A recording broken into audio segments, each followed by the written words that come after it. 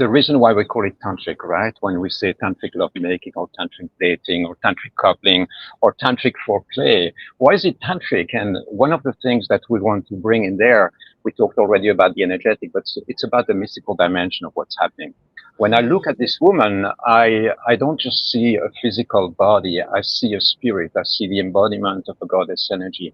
And so when we engage, some of you might be practicing yoga, for instance, and your way of connecting with spirit is through asanas, or you might be meditating, or you might be doing breath work, and all of that, or are activations, prayers, and meditations, right?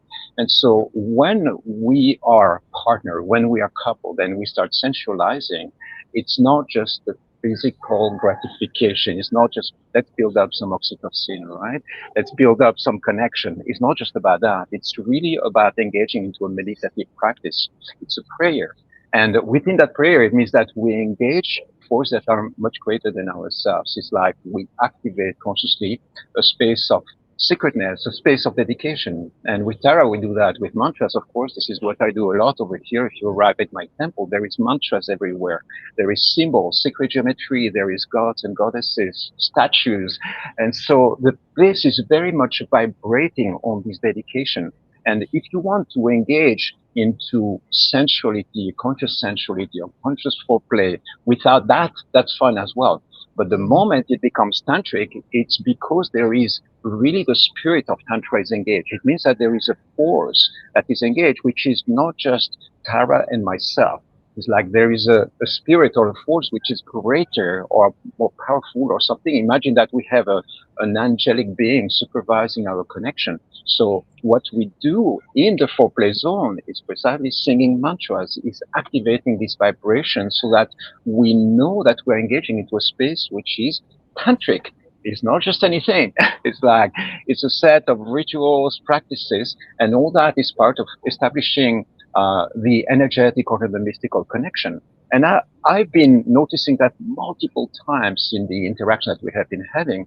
It's like sometimes we connect and we start connecting, and it's a little bit like, trying to find the resonance. And then we take a break, or we shift, and then we start singing some mantras, and then we come back, and within 5 minutes of being in the mantra zone, then suddenly the fire starts waking up with really intense power. And so that's something that is very important to put into the picture. If you want to make it tantric, you've got to bring in tantric practices in there. And that's the topic for something else. But I want you to know that this is an essential aspect of the foreplay that we have, between Tara and myself. It is the energetic dimension. It is the emotional release. It's everything that is somatic, of course. It's everything that is, sensual and erotic. But then there is like this dimension, which is the intentional invocation of the tantric forces and tantric powers. And our relationship and our connection would not be what it is if it wasn't being actively sponsored by those energies, because we are using the sensual space, the erotic space, as a place for meditation and prayer. It means that when I touch this woman, when she puts her hand on me, there is this like profound respect, profound honoring of each other that has this dimension of mysticism.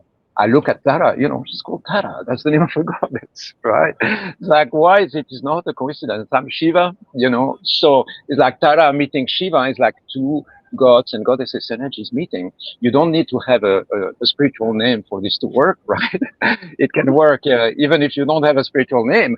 But sing the mantras, go to my website, check what we are doing there, because there is lots of magic behind that. And that's an essential aspect of entering into another dimension.